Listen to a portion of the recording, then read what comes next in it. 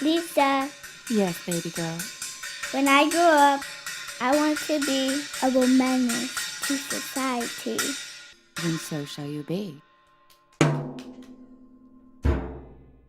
Hey, this is Lisa Landry. Welcome to One Menace to Society. I am so thrilled to welcome today's special guests, Carla and Kelly Groggs from Groggs Green Barn in Tulsa, Oklahoma. Welcome to the podcast, y'all. Well, thank you, Lisa. Thank you for being here. Tell me a little bbit about Groggs Green Barn. Y'all just decided we're going to open an organic gardening center here in Oklahoma one day?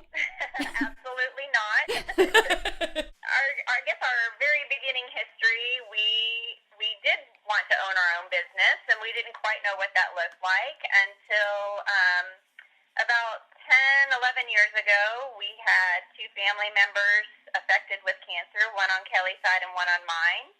And that's become a prevalent piece of a lot of people's lives these days. And so we were gardening our own little backyard garden of tomatoes and peppers and cucumbers and whatever. And I was using Miracle Grow and Osmocote. And then I started thinking, once our family members had to go through the stages of trying to heal themselves and chemotherapy, the doctors were saying stay away from high pesticide use crops and that sort of thing. And so I started thinking to myself, well, what does that mean for us in our own little backyard garden, and what is in these contents that I'm using on our edibles? And that's kind of how it all got started, and this niche of growing organic and natural and kind of getting back to the roots of what before all of that was prevalent in society.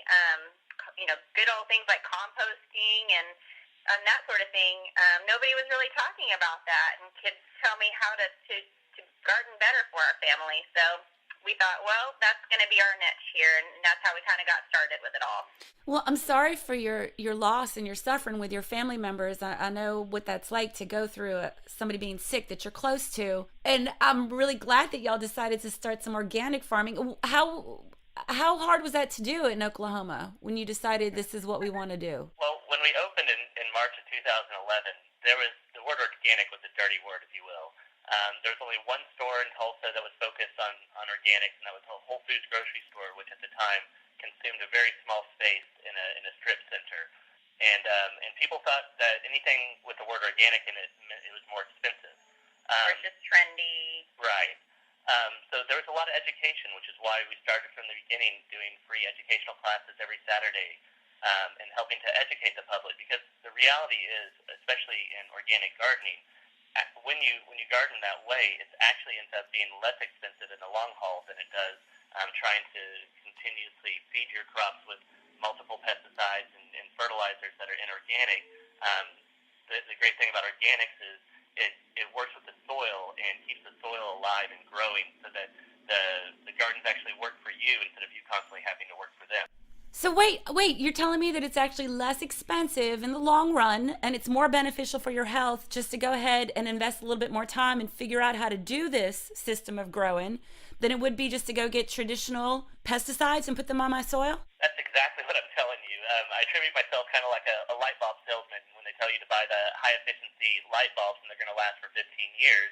But you do pay a little bit more up front, but you're not replacing the bulbs constantly. So that immediate price shock that sometimes hits, over time is actually reduced because you aren't continuously putting new inputs in. If you get on some of the name brand fertilizer, inorganic fertilizer websites and put in your zip code, they'll tell you for your lawn to put 9 courses of fertilizer on your yard throughout the year. And organics, we're going to tell you maybe 2, maybe 3 times you're going to put something on your lawn that's going to be organic. And that's all you need to do. So, and it's not just about financial input; it's actually about human input. You're actually working less in your gardens just because you have healthy soil and healthy plants. And it's just like humans. The healthier you are, the less you have to go see the doctor. So even with plants, the healthier they are, the less input they need. I had no idea. That's amazing.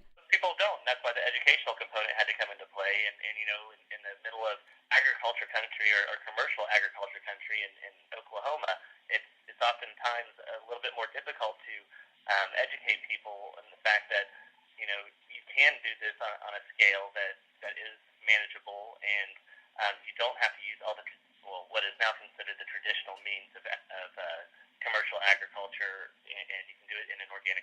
You know, you're right. I'm backwards in my thinking because organic is actually traditional. And what we have now is this petrochemical industry of agriculture that is not traditional. It's been, for lack of a better word, manufactured and sold to us. Yep. So, what kind of classes are y'all offering to people that can come by and check out what you're doing? Oh my goodness, we talk about everything. We always begin in January with a seed starting class. A lot of people want to start their own seeds, which is the more economical way to go. And then we move into, we have a composting class, we have rainwater capture, we have backyard chickens, because those are great pests that give back to you, right? Yeah. And we're very much an advocate of kids gardening, so I always throw in, I actually have on the schedule this year, I've reached out to the Girl Scouts because they earn badges through gardening and nature. So just lots and lots of things, but we always try to have fun with it and give people an idea and a sense of how easy it can be. We don't want gardening to be hard, and just kind of capture that audience and let everyone know that you can, even if you have a very small space, you could live in an apartment and you could still have a garden. So anything from very small scale to large scale, we try to help with edibles and talk a lot about pollination. You know, the bees and butterflies, we need them. And again, staying away from those chemicals is so important for that. And I'm looking on your website now, Groggs Green Barn, and y'all have a hydroponics class. It's only $10 if somebody wanted to come by. Is that like a typical cost for your classes that you offer? Actually, that's not typical. Our classes are free usually, unless we're doing something hands-on or giving away a lot of free goods. Yeah. And we'll charge a small $10 fee, but other than that, everything's free for us, and that's important to us to be able to.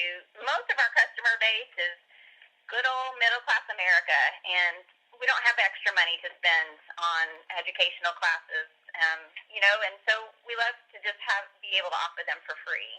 That's amazing. That's very thoughtful of you, and I'm just grateful that you're doing that. Thank you, because I grew up in the deep South, and there was this whole kind of attitude, and it's still prevalent because my people are country. Well, we did it this way. What do we need to change it about? You know what I mean? So for you to offer free classes, letting people know, hey, you could do the same thing you've been doing, or you could do this, and you're going to get better results, is awesome. Well, a lot of our customer base is edible gardeners. They want to grow their own vegetables and herbs, fruit trees, whatever it may be.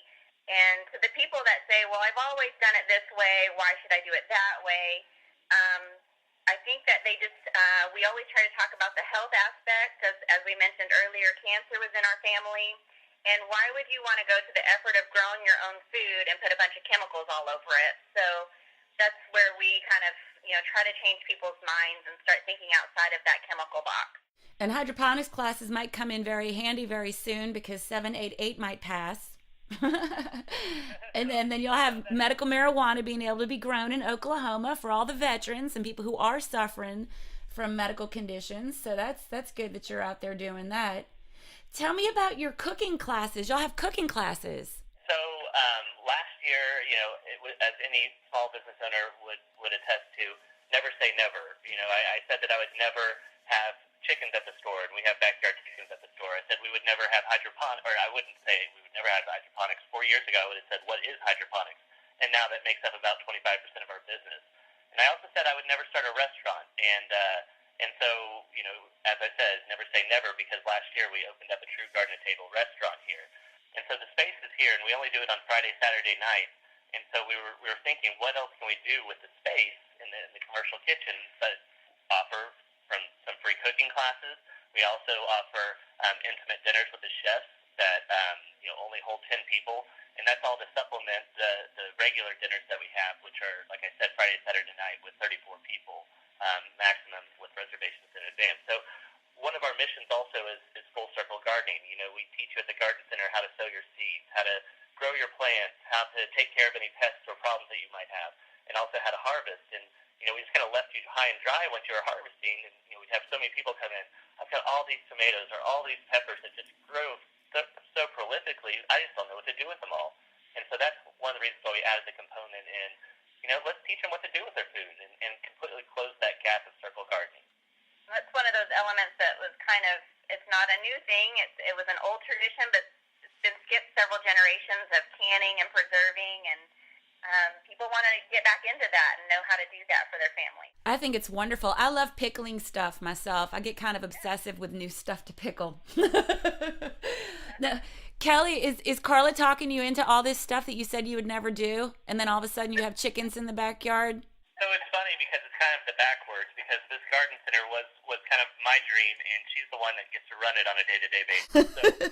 So she's really taken the reins and taken it to a whole new level, and so it's fun to watch it grow. And we've had to change. If you look at the business plan that we turned into the bank back in 2010, business is completely different than what that concept looked like. And we're excited on how it looks, because we are a very unique establishment, and the amount of lives that we've touched and the amount of people that have been inspired by the things that we're doing, it's just exciting to see. Tulsa's a smaller community when you look in the whole global type scheme, but it's still a family-friendly, family-oriented place that it's fun to see all the different impacts that we can make throughout the city with our efforts.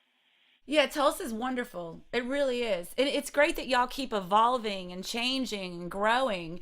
Even the fact that you said a few years ago you didn't even know what hydroponics are. And I know you have a huge background in landscaping and gardening, so I know you're very knowledgeable to begin with. I don't know that much about hydroponics, but I know that it's taken off. How would you explain it to somebody who doesn't know anything about it? Plants grow twice as fast in hydroponics than they do in traditional means. They also require, surprisingly, they only require about 30% as much water as in-ground gardening. At least here in Oklahoma, if you go to the grocery store right now, throughout any time of the year, and look in your lettuces or kales, look in that aisle and you really read the label, almost all of that is grown hydroponically, and it's because you can have a controlled environment that grows twice as fast. You don't have to worry about pests. You don't have to worry about soil-borne pathogens. If you're a science geek, it's kind of fun, because you can manipulate even flavors of the fruit organically by using different sweeteners and things. So it's kind of fun, and we've also put it into schools. We have a few schools here in Tulsa that even in 4-year-old and 5-year-old classes that we put it in, they create a whole curriculum around it. The kids can talk to the plants, they can draw the plants, they can measure the plants, the science, watching the roots grow. So hydroponics kind of opens the window to how plants and biology is for kids. So, even for the person, that's in a wheelchair and can't get outside to their garden, well, like Carla said earlier, never say that you can't have a garden, because there's always a way. It's very therapeutic too, growing plants. For sure. Well, they don't talk back to you, for one. It is very therapeutic, and just to even if you can't go outside, to care for something other than yourself and to grow something and just to be hands-on with the plants gives you so much satisfaction, and it releases a lot of tension and anxiety and all that kind of stuff. And for some reason, anything that you grow yourself always tastes better than anything else. That's true. It's very true. And you eat it very slowly because you relish it. Yeah, you appreciate that. Yeah, no kidding. Now, you mentioned that hydroponics use less rainwater. I would think that that's important as we have less water, as things are shifting and changing. And I know we have other nations that are coming in and buying land in certain parts of America that are sitting over aquifers. I would think that it's important that we start looking into ways to use less water to grow our food. Absolutely, and Carla talked about the rain barrel classes. At the store we do collect all our own rainwater off our roof line, and that's what we water our plants with. So we try to be as sustainable as we can, even at the store. And when you look at there used to be certain states, even Colorado, you used to not be able to capture any rainwater because they sold all that water off. Now they still limit you to the amount of rainwater that you can collect, but it's still a limitation. And plants don't want chlorine or chloramine. That's not nature. They want the purified water that comes from the rain. And so being able to collect that rainwater and reuse it, that's the best thing for nature. I never considered that before, but it makes total sense. They don't want the artificial pesticides, and they don't want the artificial things in the atmosphere. They don't want the artificial things in the city water. Mm-hmm. They're used to living outside, and so that's one of our focuses is utilize what nature gives you. I would think too that city water has fluoride in it, and fluoride probably isn't something a plant wants. Yeah, they don't need bright white teeth. Yeah, right. And you have a lot of plants that are native to Oklahoma. We do, yes. One of our big focuses, kind of like what we're talking about with the water situation, the native plants just thrive no matter what situation they're put in. They can take our heat, they can take our cold. We're in the Great Plains. It gets very windy, and it gets very dry in the summertime. And so the native plants just survive all of that without any input of water or fertilizer and over-tending to things. Yeah, and then there are also species that our pollinators are familiar with. It's not a hybridized plant that's unfamiliar to those species. So that's what they're really searching for, those native species. That would make sense. And we also won't sell certain plants that have been so hybridized. The one I like to use the most are the knockout roses. They bloom beautifully. They're kind of a newer hybridized plant. They bloom beautifully. They're very susceptible to disease, but most importantly, if you ever walk up and try to smell one of them, they have no odor. So when you start genetically altering different plants out there, you give and take. I mean, you take things away to get something else.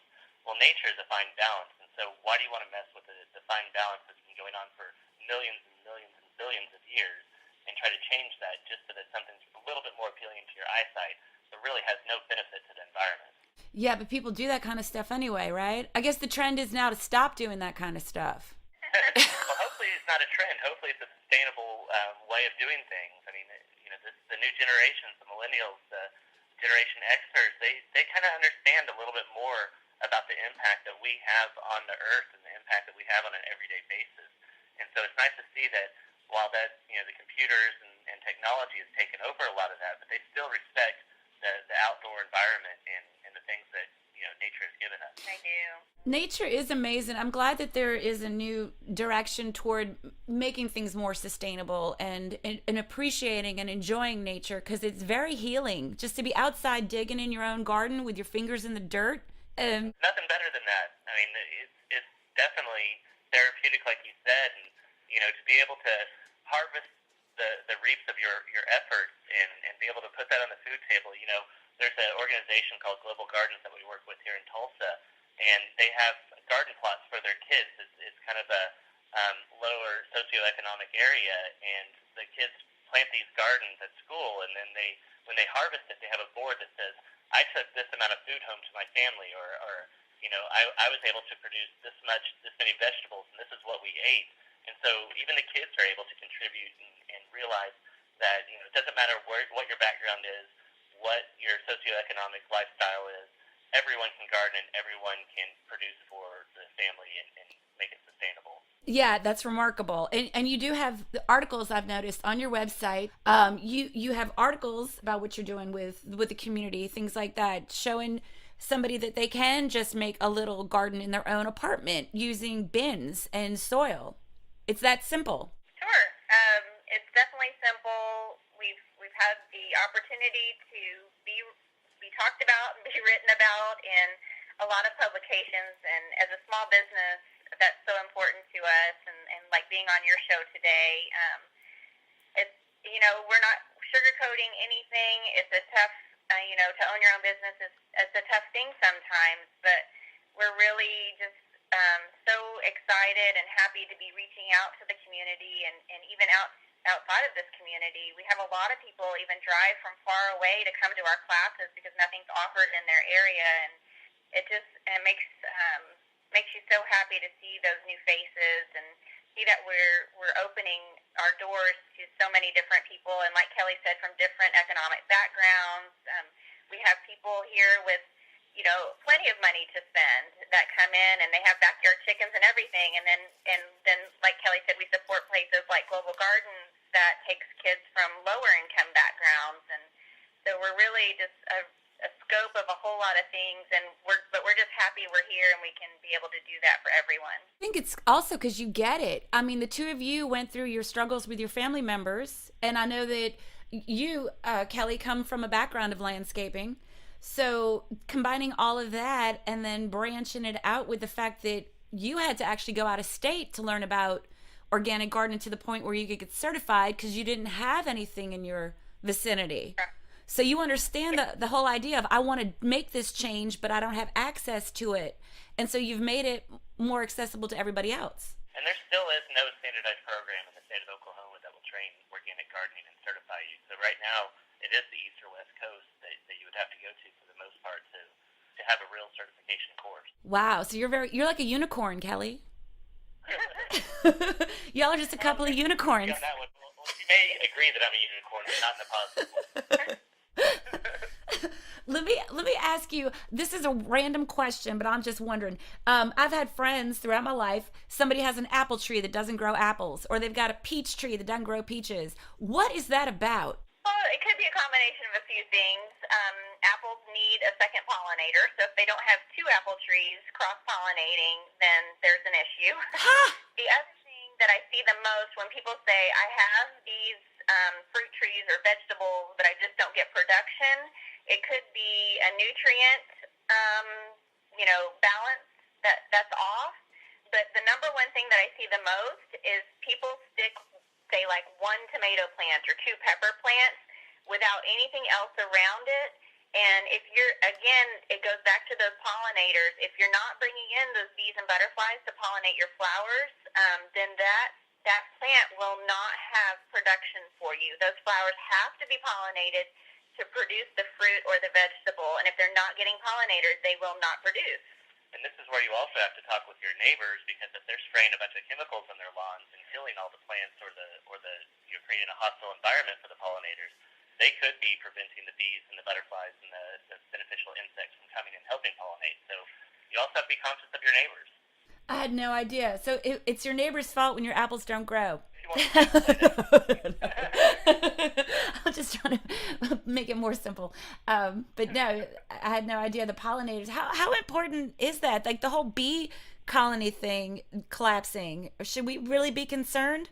Well, sure. So I think upwards of 80% of all of our food comes from those fruits or vegetables that have to be pollinated. So if there is a decline in the bees, butterflies, there's other things that pollinate, bats, that sort of thing.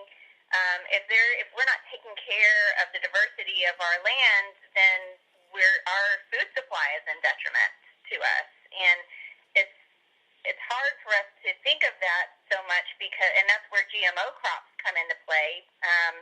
And that's so harmful to our health too. But yeah. We're so reliant on just zipping down to the grocery store and knowing that grocery store is full of fresh foods for us.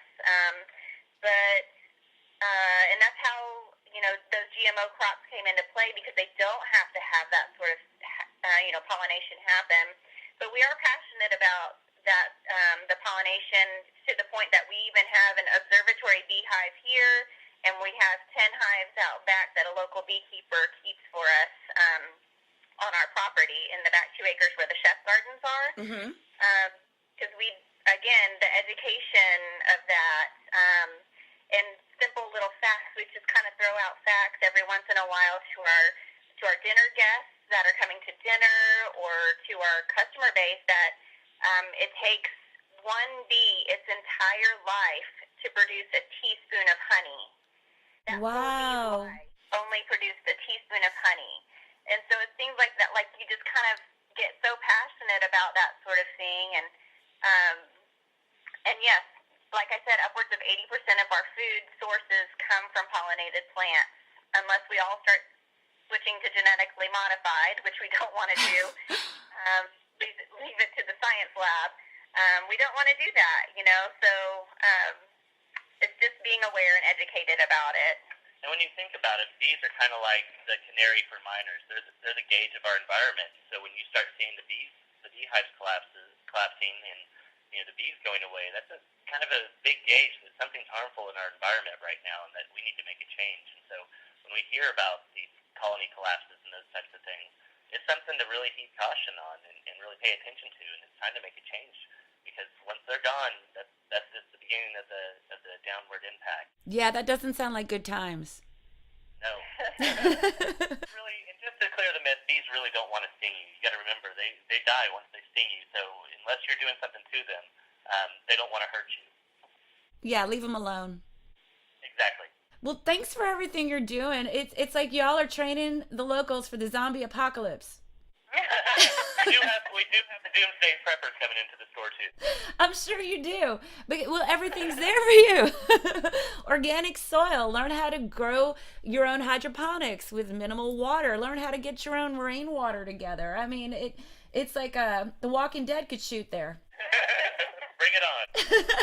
But it is truly amazing. What's next for Groggs Green Barn? Do y'all have any goals coming up the next 6 months that you're working toward, or? Just to really continue the education aspect of the store and really focus on the dinner aspect, since that's kind of the newest addition.